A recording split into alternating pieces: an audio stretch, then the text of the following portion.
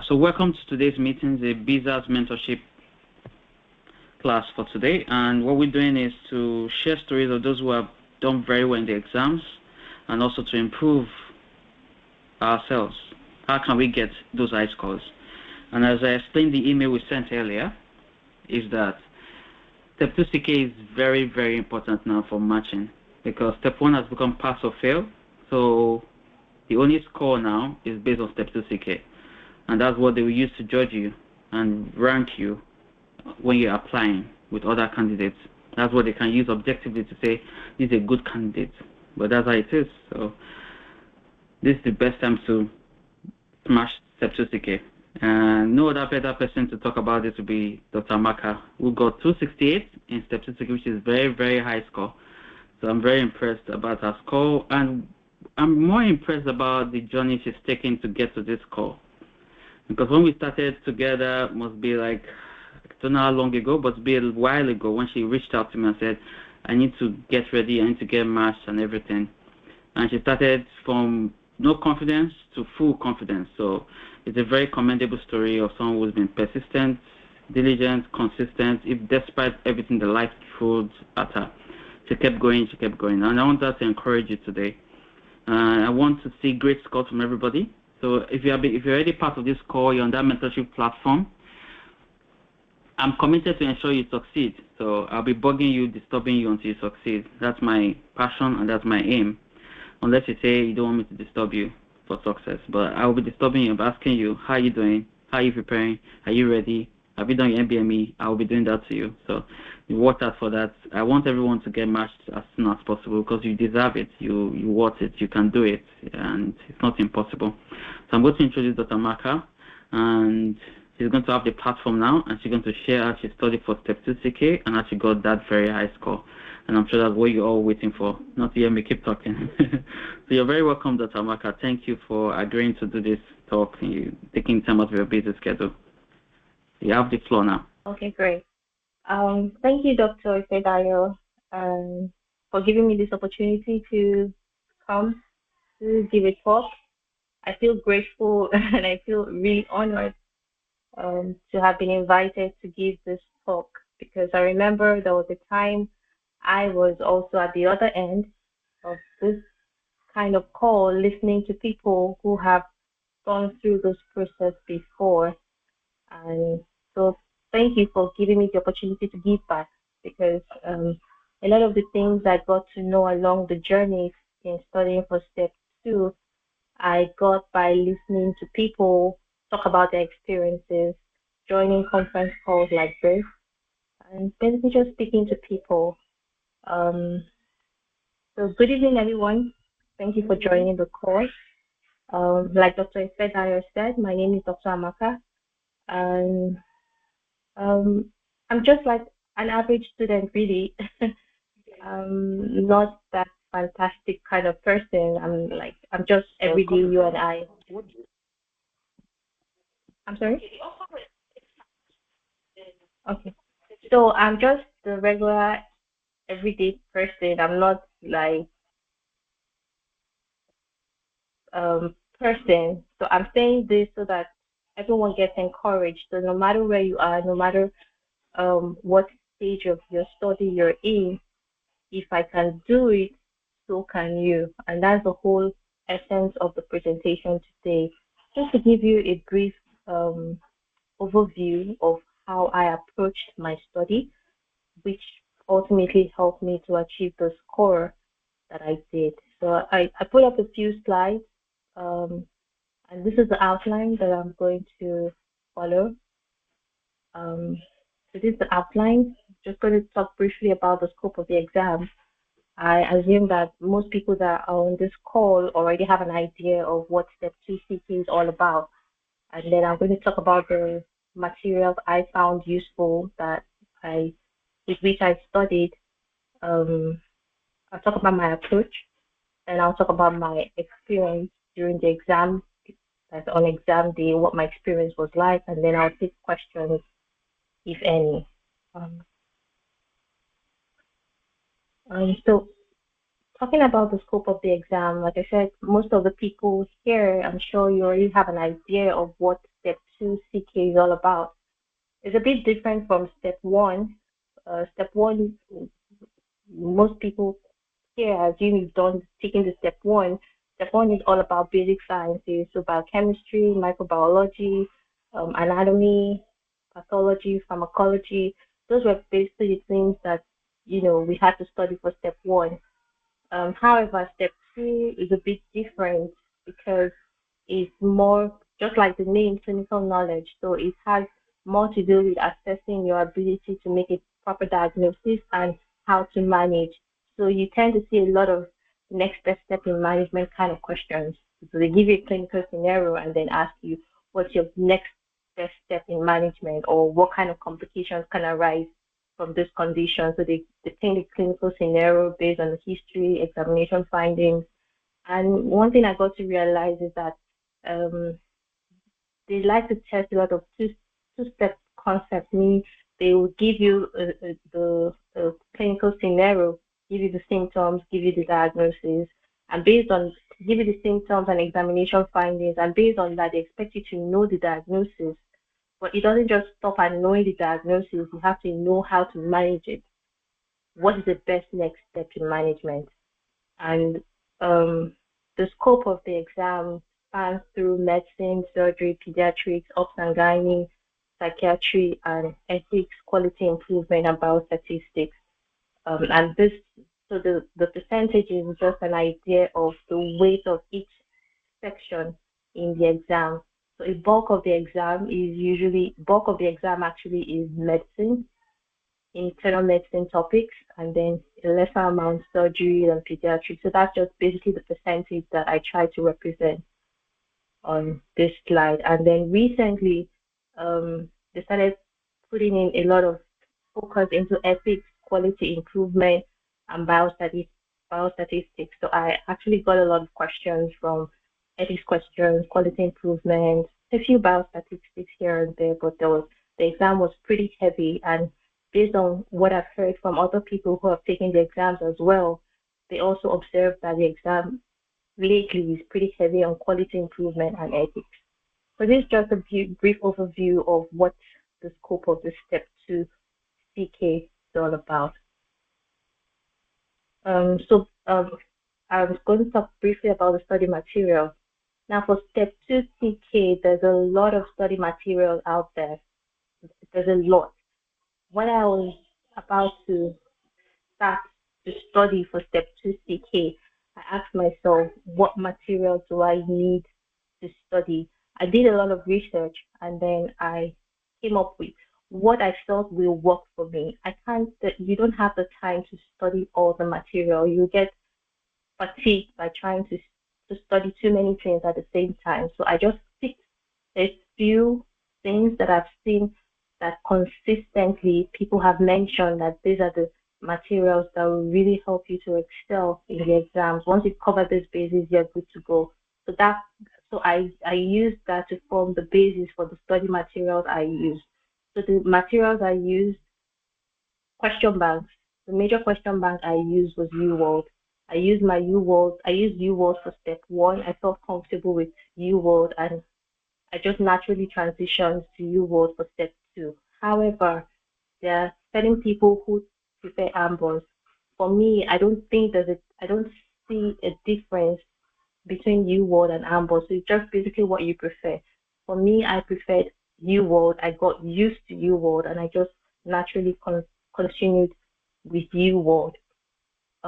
However, I also found Ambos to be a bit useful to me because given the recent increase in the amount of questions from ethics, quality improvement, risk factors, for the ethics and quality improvement especially, I felt that UWorld didn't cover those bases enough. And also, based on the research I had done, I also found people's comments online also advising that you need to study a portion of AMBOS, especially ethics, quality improvement, risk factors, vaccination screening.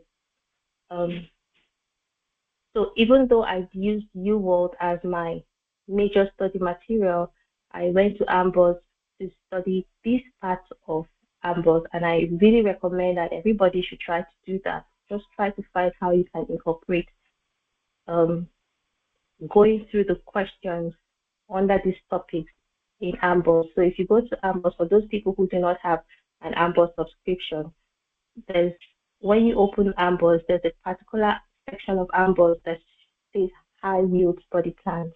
So it's under those high yield study plans that you then have these different sections: ethics, quality improvement, risk factors.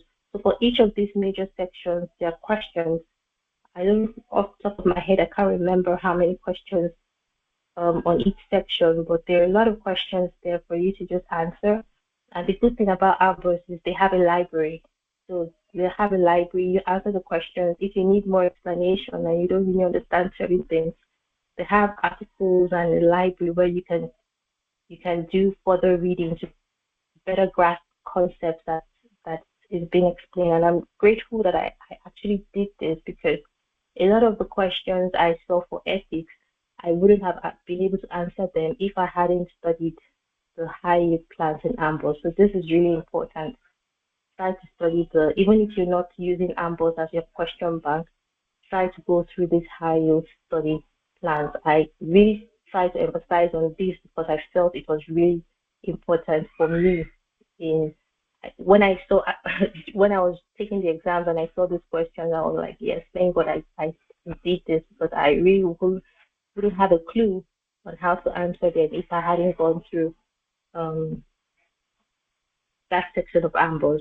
And there's something called the USPSTF screening guidelines, just means the United States Preventive Services Task Force screening guidelines.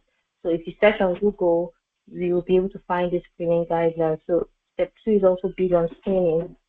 They want you to know the age requirements for certain screening modalities, type of screening you offer to patients at a particular age, and so they have a lot. So just be familiar with the guidelines. And another major study material is the CMS forms. I really don't know what CMS means, so or CMS forms. So there are a lot of them. There are different forms. Medicine for every section of the exam. The CMS forms are actually made. It's made by the MBMEs actually, and it's the MBMEs who are they are the ones that write the questions for step 2 exams. So it's really important that even though you're studying with UVOD, it's also important to go through the CMS forms, because it gives you an idea of how the question writers think.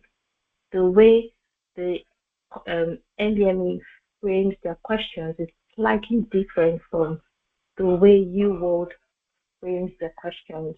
So you need to get used to both exam styles or question styles and be comfortable with them. So like I was saying before, the CMS forms have different sections. So there's a CMS form for medicine, surgery, pediatrics, obs-and-gynae, basically all the sections. And each of the forms have, I think, about maybe eight forms or so for each subsection. And each form has about 50 questions. So you can see that this is a lot of material you need to go through before you can actually say you're ready for the exam. So that's what I did. And then the MVMEs, so the CMS forms, there are a lot of them offline.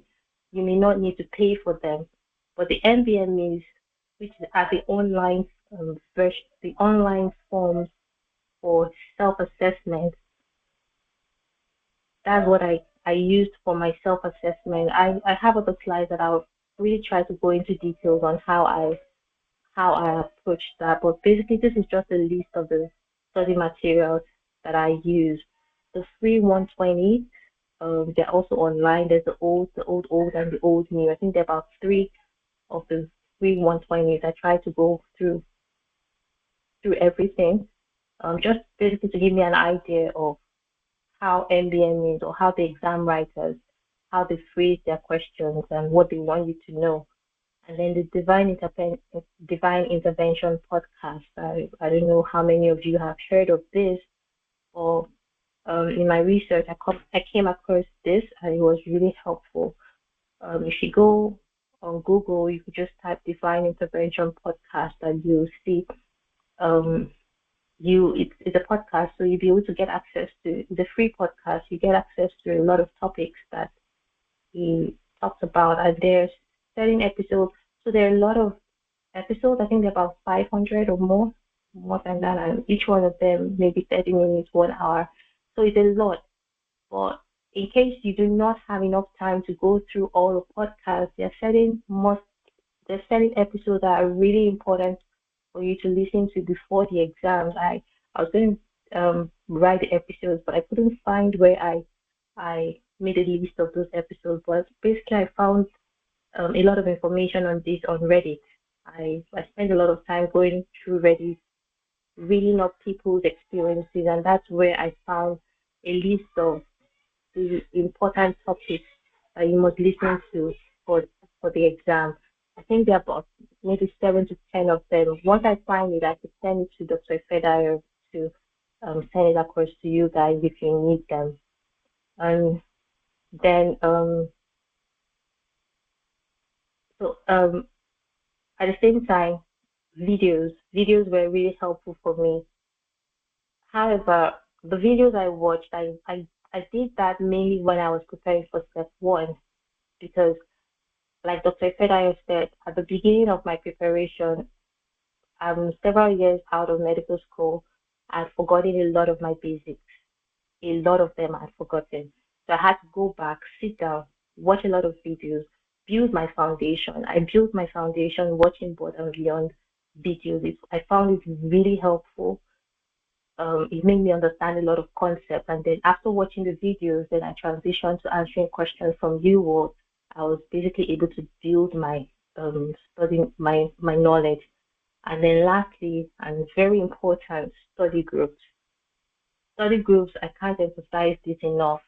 Um, it just gives you that sense of community, like I'm not doing this alone, that I have people who are on this same journey with me. There are things I don't understand. I can always ask someone, okay, do you understand this? You solve questions together, and more importantly, gives you a form of accountability, especially for, for someone like me. I had a really busy schedule. I didn't have time to just sit down and read. So it was very easy for me to lose focus. But being in study groups really helped me to stay accountable and consistent with my study. Okay, so I know I said a lot when a lot of the things I'm going to say now in the subsequent slides, I've kind of chipped in a few words here and there while I was going through my study material. But for the next few slides, I'm going to really go into details on my approach to study, how I use these study materials. And I call it my own approach because I believe that people are different. People have different approaches to study. So after my step one, I had to go online. I had no clue what step two was all about, no clue at all. I went online, tried to see, okay, what are people saying about step two? Very similar to what you guys are doing on this call now, trying to listen to what information about how to approach step two or how to study for step two. And a lot of the studies I went through Reddit, I went through YouTube, I listened to videos of people who said they had a high score, and I listened to what they did, how they approached it. And then based on that, I was able to coin my own approach that worked for me, which is what I'm sharing with you today. But most importantly, you need to understand yourself and you need to believe in yourself. That's the most important part of it all. I highlighted this because this is something I kept telling myself a lot of times. Like a lot of times I had a lot of self-doubt, I didn't believe in myself because I felt that I a lot of things I did not know before I started to study. But as I started to study, things started coming together. So very importantly, you need to believe in yourself. So after I gathered resources online from Reddit, YouTube, I sat down and tried to draft a plan that would work for me, like I said. So all the study materials I listed, this is a lot of study materials. I needed to figure out how to go through the study materials and ensure that I don't miss anything within a shortest period of time. So I drafted a plan. My major resource I used was UWorld. Like I said, UWorld had about um I think 4,300 questions plus. I can't remember the exact figure right now. And I wanted to cover all these resources within 6 months. That was my target. That was the initial target I had. My life is busy. At the time when I was studying for step two, I had a lot of things going on in my life at that time, and I did not have that time to sit down for hours on end to study. Like I could not even afford to have 3 hours stretch to just sit down and read or so I really had to come up with a plan so that irrespective of how busy my schedule was, I still had to try to finish all this in 6 months. So this was my plan. This was my calculation. I actually sat out, took pen and paper, and I made this calculation. And every time, from time to time, I had to go back to the drawing board because life happens. Even though made this calculation, most of honestly could not meet up.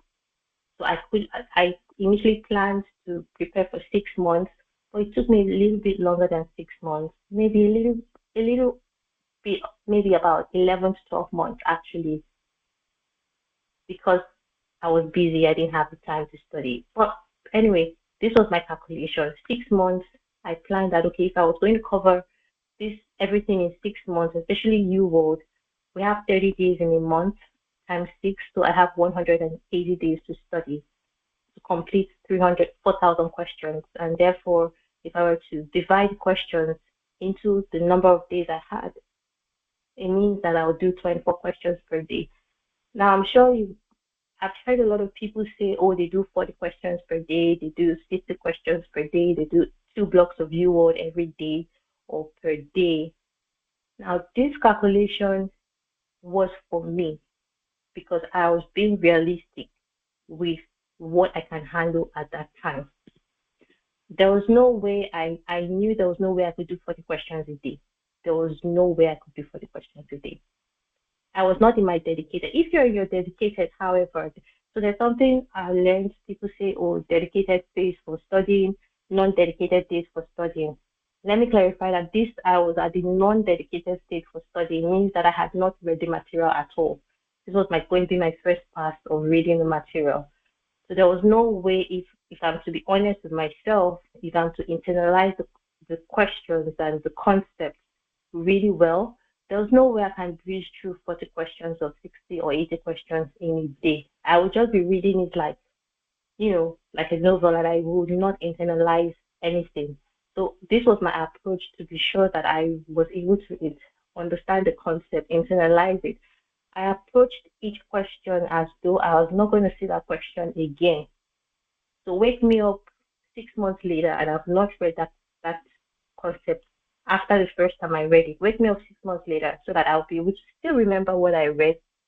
Not 100% because I'm not a computer, but at least a major part of the concept I will still be able to remember. So this was my own approach. Like I said, this is what works for me. Know yourself, which is what is most important. If you know that you have that time, great. By all means, please do more questions per day because it will help you move faster. If you're able to do 40 questions per day because you have that time, say for example 4 to 6 hours per day to study, by all means do. The more questions you can answer per day, the better in your preparation. But for me, I did not have the time at all. So this was my approach. And there was something, so after I made this calculation, I got about 24 questions per day on average. There was something Dr. Ifedaro said one day, and it really resonated with me. He was like, oh, you're busy, you don't have time. Break your study time up. So if you can, because I struggled with that, even though I said I was going to do 25 questions per day, I was try to start is I'll put up 25 questions straight, try to answer it. But most times I struggled to complete it. But then I was getting demotivated, I was getting anxious, I was getting worried, I was not meeting my daily targets. And then Dr. Fedayo mentioned that, okay, why don't you break it? Do 10 questions in the morning, 10 questions in the afternoon, 10 questions at night, based on how much you can do. And that really helped me. When I started using that method, I just did 10 questions. And when I put up that 10 questions, I tell myself, oh, this is easy, just 10 questions. Let me just quickly run through it and read it. And I felt that after I answered that 10 questions, I felt really motivated, like I had accomplished something. And it helped me to stay consistent.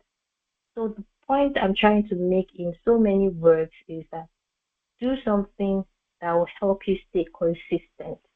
Even if it's just a tiny bit of movement, the most important thing is that you're consistent. It's the consistency that will see you through finishing the whole question bank. Consistency is the key. So like I've said most of this already. Like when I was studying, that was my study approach. I wanted to do 24 questions a day. I wanted to finish the question bank in 6 months, but life happened and I ended up studying for a year. Was I tired of studying for that? Yes, I was. At the time I just really wanted to be done with the exam and just, okay, you know what, I've not finished my question bank. Let me just go and just write the exam and know that I'm done with it. I don't want to keep feeling this way, the tension, the anxiety, the uncertainty. I wanted to just go. However, I held back. I didn't go. I did not take the exams because I felt I was not yet as ready as I wanted to be. I had a target score. My target was actually to score 260 and above. That was my target. And I knew that I had not studied enough to achieve that score. So I continued to study. I took breaks when I needed to, when felt like, oh, the tension, the pressure was getting too much. I felt like I was getting burnt out. I took breaks, got myself together, and continued. But I made sure I didn't take too long. So when I say take breaks, maybe one day, no studying, just do something that made me happy and refreshed so that I can get back to the material. If you take too long away from the study material, the longer you stay away from it, the whole stuff, it tends to just leave you.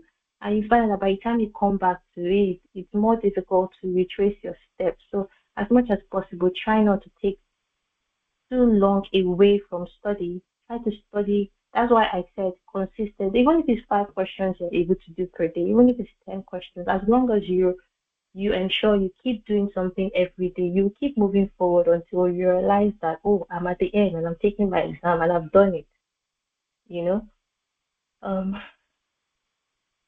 Okay. So how did I study with you, World? I know that's something I also struggled with, and that's why I decided to talk about it. People have different methods. Some people say system-wise, some people say random mode. I chose to do UWorld in system-wise, meaning that I did not just set random sets of questions. I started with medicine because I felt that medicine constituted major part of the exam, about 55 to 60%, if you remember the percentage breakdown for the exam. So I started with medicine because I felt that, okay, if I can finish everything in medicine, then I know I've taken a significant leap in my study. So I did system-wise. I started with medicine, moved over to surgery, pediatrics, ops and gynae, and then I did tutor mode. I did not do timed exams because I wanted to focus more on understanding the concept, understanding the question itself, and maybe this made me a bit slow. Like I said, you need to know yourself, you need to know what works for you. This is not a one size fits all approach, but this is really what helped me. The fact that I did it system wise and tutor mode, it helped me gain firmer understanding of the concept. Doing UWorld system wise also helped me to consolidate the concept that I found, because I realized that in UWorld they tend to So they give you there's a concept, and they try to test that concept in several ways. So approaching it system-wise helped me to see how that particular concept can be um, framed in so many ways. So if I had done it random mode, I will be seeing the information in piecemeals. I won't connect as much as I connected the concept doing it system-wise. I was able to connect the concepts better doing it or approaching them system-wise. Also, while I studied, I paid attention to the incorrect options. I used to see some people say, oh, so that they'll gain time in covering a lot of material. They just read so after you answer the question, they just read the explanation, maybe read the explanation, whatever they got wrong, they only read that explanation and move on. But I read all the options from option A to option E or option D or however the case may be. I tried to understand even though I got the answer correctly, I then looked at each option. Why did they put this option? What are they trying to, what is this option trying to say? Why was that option wrong? Why should I not choose this option? Why is it this option that is correct? So that's how I approached every question. Trust me, it really made my study drag on. It was slow. But the more I did this, the more it helped me to understand the concept. And over time, I actually found that I started becoming faster in my approach to questions because once I see the option, I already know, okay, this option A, okay, is testing this concept. Option B is testing this concept. So that can be the answer. Option C, okay, yes, this is the concept is testing, and it tallies with the question stem. So this should be the right answer because, Dr. Ifedaya tries to also do that approach in his interactions. When you answer a question, for example, he throws a question to a group. He tells you to answer the question. He doesn't just stop at saying, oh, the answer is option A. He says the answer is option A because, so you need to give an explanation why you think it's option A and not option B. And I think that helped me a lot, and I incorporated that in my study as well. And then over time, I also included this slide because it's something I also struggled with initially when I was preparing for step 2. For those who have started to study, I'm sure you must have observed that sometimes a lot of questions, many of the options might seem correct, especially in the exams. I observed this as well in the main exam. They give you a question, option A, option B, option C, they're actually looking correct. They are like things that you actually would do for a patient in this scenario. However, over time studying, I realized that what they're actually testing is like your stepwise approach to management. So yes, you are going to do A, B, C for the patient, but what would you do first? That's why the question is framed as what is the next best step in management? That's actually what they mean by that statement. The next best step in management. So at times A, B, C might be correct, but what will be the next? What will be your next approach to management? And the more you answer questions, the more you realize that the more you will better be able to discern what exactly the question is asking. And then I already talked about the CMS forms. For me, again, like I said, time was a big problem for me. I didn't have the time to just sit down and study all the materials. And you can see the sheer volume of materials you need to study for step 2.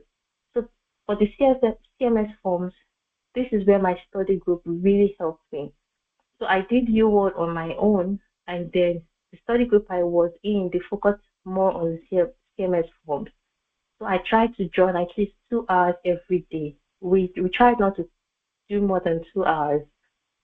It was not a very large group, just a group of few people, but we tried to dedicate at least 2 hours almost every day. Not every day, but at least almost every day. And in those 2 hours, we started taking the CMS forms one by one. And this was the only time I actually studied the CMS forms. And this was the only time I saw the CMS forms before I went to the exam. So that's to tell you how much I feel that the study group helped me. It helped me with staying consistent it helped me with accountability because I know that on my own, I wouldn't have had the time to sit down. So we started to study most times, maybe 8 p.m., 9 p.m. after work every day. At that time, I'm tired, I'm fatigued. If I were on my own, I definitely would just close up the book and not even read anything for that day. But because I knew that I was in a group, I had to show up, people were waiting, it helped me to stay consistent. So it helped give me that push that I needed at that time when I was exhausted or too exhausted to read, but I still show up with answer questions. And when you study in group, sometimes even when you're attempting a question, you might not remember everything, but you remember how this person said it during the discussion. You just start hearing that person's voice echoing in your head, and sometimes that's all you need to answer a question and move on. So when I felt that I had covered a significant portion of the new world, I started to take the self-assessment to assess myself to see how ready I was for the exam.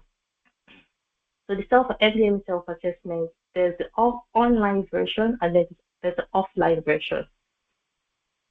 The online version could be a bit pricey, I think about $60 or so per form. I tried to do as much as I could online, as much as I could afford financially, because it's quite expensive if you have to do all the forms online. So I just picked a few and I tried to do it online because I wanted to use it as an assessment. Remember I said UWorld, I used UWorld as a study tool. That's why I did it as tutor mode.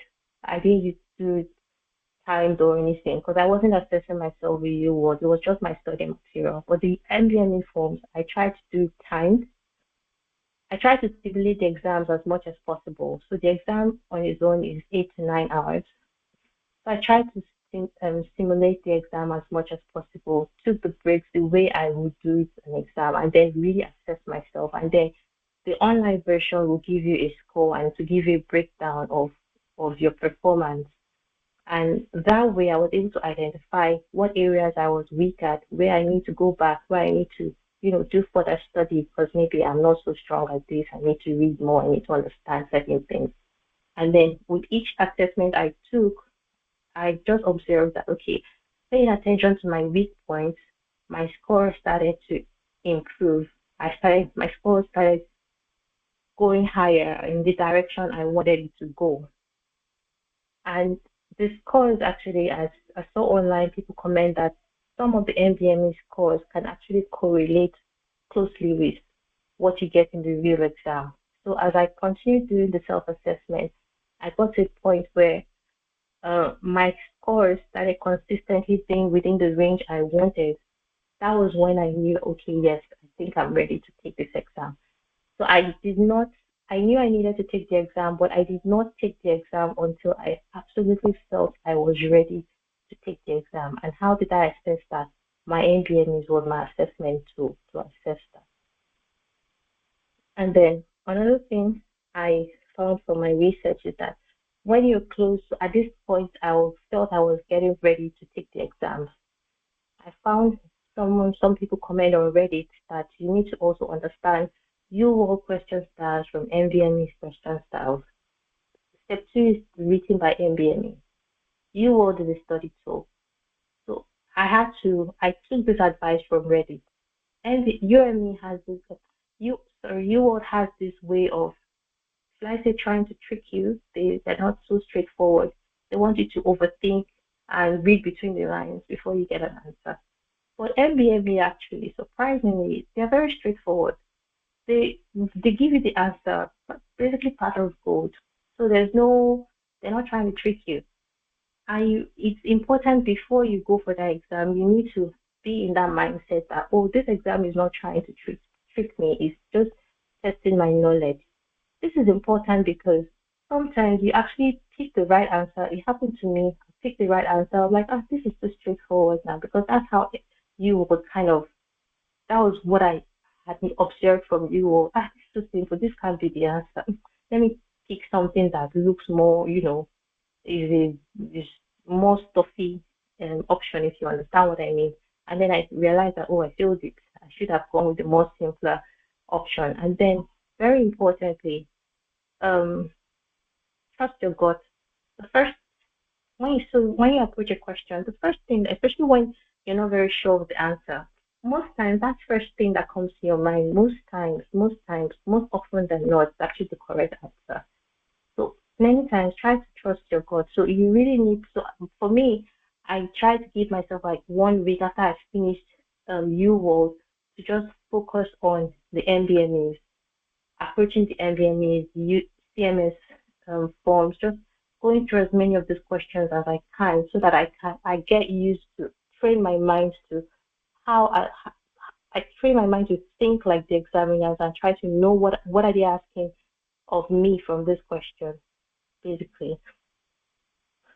And then time management. So the next few slides are going to be talking about my actual experience in the exam. So I studied, I finished my U World, I've done my MBMEs, I did the free 120s, I did the CMS forms, and I thought I was ready for the exam, and I went to take exams. So this was exam day. Time management for me had always been a problem when I was studying. I knew this already, so that was something I actually tried to focus when I was doing my assessment, my MBME assessment. Time management was a problem. I tried to increase my pace while reading questions, read as fast as I could. I tried not to go back reading the question all over again because that would take a lot of time. So time management was a problem. I improved somewhat with practice, but I still struggled a little bit with time. I decided to talk about this because I wanted people to, or I want people to know that, yeah, don't be, even though you try as much as possible to manage your time, but even though maybe your one block finishes and you didn't complete the whole question, maybe you had like 2 questions left unanswered, just move on. Don't allow it to affect your performance for the next block. Move on, because a lot of people will experience the same thing.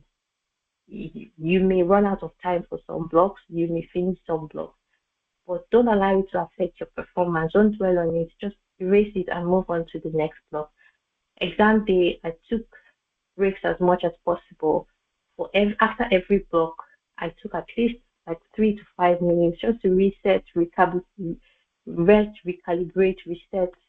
And then after 2 blocks, I would get up from my seat, take a longer break, eat something, and just get comfortable before I approach the exam. The exams is long, it's tiring, and that's really where the MBME assessment also help. And that's why I mentioned that I try to simulate the exams as much as possible to build my stamina. When I was about maybe 1 week to my exam date, I actually did MBME. I think MBME, if I remember correctly, MBME is like, I think, 4 blocks.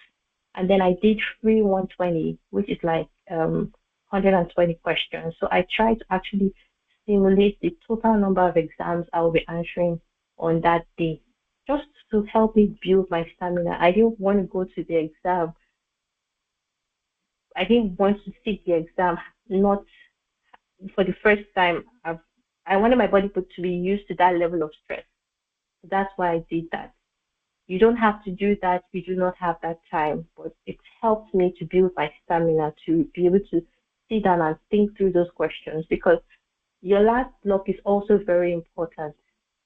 You'll be extremely exhausted, but if you've trained your body, that last block, you'll still be able to think through the questions and be able to get the right questions and hopefully get the score that you want. Um, I'm not especially when I'm going for an exam, I have high levels of anxiety that morning. But I just had to push something into my mouth. Even though I couldn't swallow it, I used water to force it down my throat, because I knew that I needed to keep the glucose levels high for my brain to be able to think through those questions as fast as possible. For my snacks, I took nuts, almond nuts. I took a lot of nuts that were high in protein, give me that sustained energy. And then when I felt really low on glucose and I needed to take something really sweet to just boost my glucose levels immediately, I had apple juice, I took cake. So basically, at this point, what works for you is most important. But it's also the most important thing I'm trying to highlight here is the need for planning. You need to understand what the exam is about. You need to understand how the exam goes, and you need to plan how you manage your time. Because trust me, those break time goes like this. It might seem like, oh, 1 hour break time is long, but when you step out of the prometric center, you go to your locker to get your snacks and all of that. Before you know, your time is gone. So you really need to plan how to take your break so that it works for you. And then the drug art questions. I'm assuming that you might have an idea of what I mean by the drug art questions. They're usually about two or either 2 or 3 in the whole exam. So maybe uh, 2 or 3 blocks will have at least one drug art question. And each drug art question is like, so you have the drug art, which is a very long read, and then you now have about 3 questions, separate questions to answer from that drug art. Initially, when I started studying on how to answer those drug art questions, I usually just answer them as I go. But I realized that because they're so long, it eats up my time. And by the time I've spent so much time trying to answer those drug art questions, my time runs out. And then towards the end of the block, there are a lot of simple questions that I could have answered really fast and get more points. So I saw some comments on how people approach this, and I saw some people mention leaving the drug art questions for last, which is what I did. So I just left them blank, just went through all the other questions so that I don't waste time on the drug art questions. And then when I was done answering all the questions, then I came back to the drug art questions. Like I mentioned before, time has always been a problem for me. So eventually I still didn't have enough time to go through the drug art questions. So I just, just read it really fast and just get and moved on. And then experimental questions, beware. Why I say beware is that in exams, so you have studied all the materials, you've done U-World, you've done CMS and all of that. The exam itself, there'll be some questions that just be like, what is this? Do not waste your time on them. Once you read a question, within the first 30 seconds, maximum 45 seconds, you should be able to determine if is this something I know. If I don't know it, I have no clue whatsoever, 100% no clue. Move on. There's a high possibility. There's no way you can tell what questions are experimental in the exam, but there's a high possibility that many of those questions that just look very, what is this kind of questions? Many of them could be experimental, and I hear from the studies I make that many of the experimental questions may not necessarily count to your final score. And I feel that sometimes maybe they put these questions as time wasters. Who knows? I don't know. But don't waste time on them. Just make your best guess and move on. And for me, I found that when I did that, towards the end of most of my blogs, I started seeing very easy questions. So if you waste your time trying to figure out the answer to 1 or 2 questions in the beginning, you find that your time runs out, and many easy giveaway questions that you could have easily answered with very short steps, like really very short steps, you will not even have the time to attempt them. And so just run through the questions as fast as possible and move on. And then also in my study time, I try to train myself to read the last questions first so that I understand what they want me to answer before I approach the full study test. So these are some tips I use to help to save my time management, and also help me to be more efficient at answering the questions. And like I said before, I also try to train myself to get the general gist of the questions from my first read. I train myself not to have to go back to look for important aspects. My first read should be my final read, but on maybe some few occasions, I still had to go back to read But highlighting important aspects in the history as I read also helped me. And then the question stems generally in the exam, they range from very long question stems, like really long stems, like 2 pages kind of questions, and then to shorter ones. So I just basically tried in these slides to give you a rough idea of what my experience with the exam was like, and hopefully that can help somebody listening to this presentation. Lots of ethics and quality improvement questions in every block, a lot of them. As I mentioned previously, AMBOSS really helped me to tackle this. I would really advise people to go through that portion of AMBOSS if you were the question bank that you're using. But if you're using AMBOSS already as a question bank, then you're good. At the end of the exam, a lot of mixed emotions, really. After I completed the last block for the exam, I was like, what is this? I felt numb, like I wasn't sure. Although I felt really relieved that I was done with the exams finally, however, I felt really uncertain about the score, if I was going to even get the score I wanted, because in between there were a lot of questions that I felt I didn't know. There was a lot of questions that I felt that I knew, but because of tension and because of time, because I was trying to rush through, and maybe I picked the wrong answer. A lot of that. A few hours after the exam, some of the questions I remember, I tried to look it up, and I realized, oh, I failed it though. Oh, I did not pick the right answer. And it started, increasing my anxiety, increasing my tension. So I stopped looking up answers. I did not do it. I stopped. And I just tried to distract myself for the 2 to 3 weeks it would take for my results to come. But in that time frame, I just kept trusting the preparation, the work I had done, my practice test, because that's what I had seen people who had gone through this experience. A lot of them, most people would experiences, they felt exactly the same way I was feeling. And what they always used to say was, trust your preparation, trust your practice test, you should be fine. And that's what I did. And thankfully, I still was able to get the score that I wanted to get. So I thought to mention this because this is an emotion a lot of people will feel after they take the exams.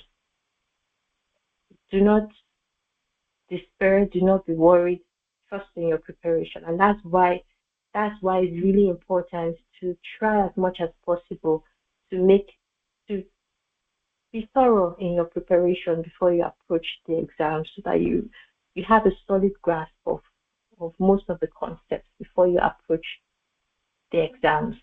So thank you everyone for listening to me. I know I may have, said a lot of things, used a lot of words, but I just wanted to ex- share my experience, really. Um, how I know it's not an easy journey to go through. It's challenging. The volume of materials that's out there for you to study is enormous, and especially when we're also trying to live life in the process. Life happens to us. We have different things coming at us, different challenges, work, family, school, so many things. You still have to try to navigate all of this and also still try to put in the work and get this exam done. It's doable. You can do it. Like I said, if I could do it, if I can do it, so can you. So at this point, I'll just try to take questions. Some people sent in some questions ahead of the meeting.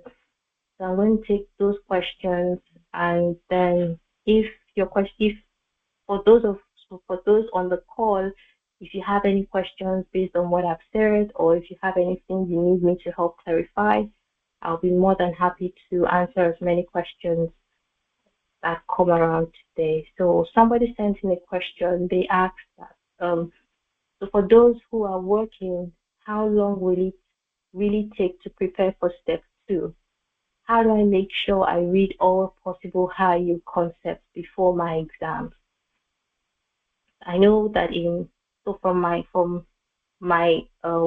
I when I talk about my approach to study, I'm sure I may have answered this question already. But just to summarize, for those who are working, how long will it really take to prepare for step two? It's not a one size fits all answer. Like I said, you need to understand what your schedule is like. How much time can you really put into study per day? Be true to yourself, be true to your situation, and then come up with a plan based on your assessment of your situation. Draw up a study plan. You already have an idea of the materials that is required to study. You have an idea of the number of questions per material, the number of questions in CMS forms, the number of questions in UWorld versus AMBOSS, the number of questions in the NBME self-assessment. You already have an idea. So based on that, you can then draw a study plan. Even if it's even if it's 1 hour, 30 minutes you have in a day, as long as you're doing something, stay consistent, you will get there. Just keep chipping off the block. Morning, and for me, how I was able to, I didn't have time during the day to read at all, zero time. So I used mainly early mornings and very late at night at the end of the day, and then in between work hours, if you're able to, even if it's 2 questions, 3 questions in between work hours, you're able to answer. It counts to something at the end of the day. And just remember, it's just a few more months of stress. And once you're done, you can regain your energy. But try to put the focus now. Stay consistent and get the job done. And how I manage to study. Yeah, so that's basically how I manage to study with my busy schedule. And then the next question was what to focus on to hit a high score. I guess also in giving my approach to study, I should have answered this, but as a summary, study materials I focused on. I did not go out of these study materials that I've listed here. UWorld, CMS forms, NVMe assessment, Free 120, Divine Intervention podcast, and the USPS guidelines. This was all I used.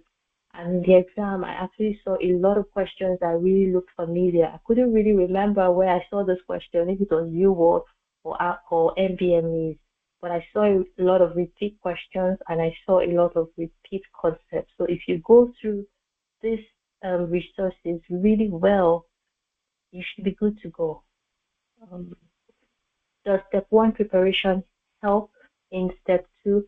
Yes, it does. If a strong foundation in step one, for me, I think really helped me, and my help made my preparation for step two really easy, or not really easy, easier, because like I mentioned earlier, for my step one, I watched a lot of videos, all the boards and beyond videos. I watched them all just to um strengthen my foundation, help me serve as a reminder for me for all the things I've forgotten.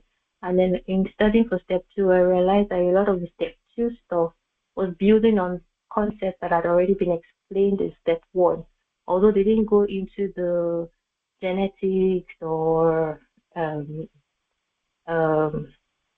biochemistry, but these are concepts that if you really understood your step one, then it would be easier for you to move forward with step two.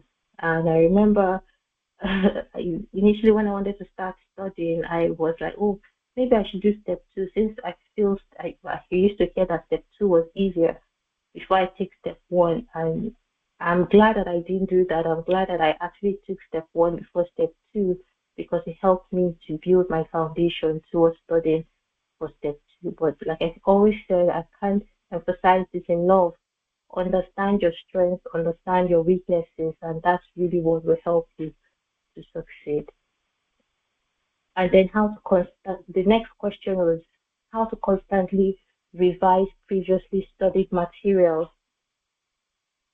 So again, it depends on um, your choice of how to study. Some people, because they feel that, oh, if you do if some people feel that it's better for them to study UWorld random mode, because it keeps giving them different questions. They're able to touch on different concepts, different times, help them to remember. So maybe they might have forgotten, they see it again, they remember. It works for some people, but what worked for me was doing system-wise. So the fact that I did system-wise, I was able to consolidate my knowledge. I understood a lot of the concepts really well. So I was not cramming, I understood. And then because I understood the concept, it was easier for me to retain the knowledge. But most importantly, to answer this question, how to constantly revise previously studied materials, lots of practice questions, practice, practice, practice. The more you see questions, the more you understand the concept, the more you get exposed to how those concepts can be tested. And then it just makes you feel more comfortable overall. So thank you again, everyone, for joining this call. Thank you for giving me the opportunity to share my experience, to share my approach to studying for step 2. I really hope that you have found this useful. I really hope that you're able to pick one or two things from what I have said today that could, help your study, enrich your study in some way or the other. Thank you again for listening. If there are questions, other questions that I haven't addressed from all that I've said, I'll be more than willing to take questions at this time. Thank you again, Dr. Ifedayo, for giving me the opportunity to share. You're very, very welcome, Doc. Thank you so much for sharing. This is so impressive. This is like a whole proper detailed lecture. Very, very comprehensive. Thank you for taking our time to do this. This is like, I feel confident to go and take step 2 and get to 80 now. I'm sure you all do. So thank you so much, Dr. Amaka. And this just shows why you got 268, which is not a small score. The average step 2 CK scores about 245, 248, thereabouts. So 268 is at the other end of the spectrum, which is a very good end of the spectrum. And I look forward to more people on this call getting 268, 270, 272. I'm sure it's very, very possible. If you listen to this call now, you can do better. And Dr. Maka didn't share her background. Trust me, it wasn't easy. So if she can do it, you too can do it, because she had so many things competing for her attention, but she did it. So you too can do it. So this is very detailed. This lecture will be live again on YouTube, so you can watch it again. If you follow what she has just said step by step, there's nothing stopping from getting to 60 and above. I can assure you, if you just follow what she said step by step.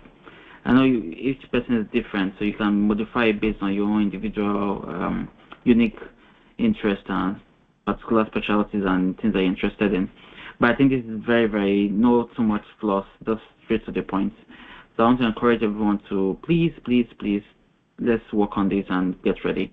I'll just share a few tips just before we take questions. A few tips before we share questions. If you have your questions, please get ready. We're going to do like a brief question and answer session. I'll just share a few tips. For matching process, your step 2 CK is very, very important. So if you didn't do well in step 1, please just improve on step 2 CK. Improve on step 2 CK. It's very, very important. And that's why we're having this. Like if you failed step 1, it's not the end of the world. If you get a very high score in step 2 CK, you can even cover up for your failure in step 1. And if you got a low score in step 1, maybe when it was the scoring system, you can improve on step 2 CK score. And I'm saying this because it's very important that you have all this information at hand now. And when you're matching now, it's important that you stay active in clinical practice. But if you have not been active in clinical practice, it's not the end of the world. Get some electives going. There are a lot of electives online. Look for opportunities around you. Look for research groups you can join. Write a research. I want to encourage everybody. Maybe this is the area I'm interested in quality improvements as a person. So I always encourage everybody that quality improvements is an area that you can get involved in, that no matter the specialty, it looks good on your CV and it's very easy to do. For example, you can look up, how can I reduce antibiotic resistance, improve antibiotic prescription, reduce surgical site infection, improve compliance with diabetic medications, improve HbA1c control, things that you see regularly in clinic. Note them down. Okay, how do I prevent How do I prevent frequent UTI infections and things like that? There are common quality improvement topics you can write about. You can do a simple topic, and do an audit and write up a report about it and submit it. So I want us to be bold about things. Like, very easy. You don't have to do so much work. You just have to be like very focused on what you want to do, get done. So these are easy topics you can do that can boost your CV towards your application. I'm just giving you as a few tips before we go into question and answer session. And the other thing I want to also mention is that please keep saving as much money as you can save. If you can save in your foreign currency, USD, it might be better. Save it up, keep saving, and don't get so disturbed about I need to get this big material, I need to get this big resource, this is what is raining now. No. Let's be smart. We have step 2 CK study group and step 1 study group.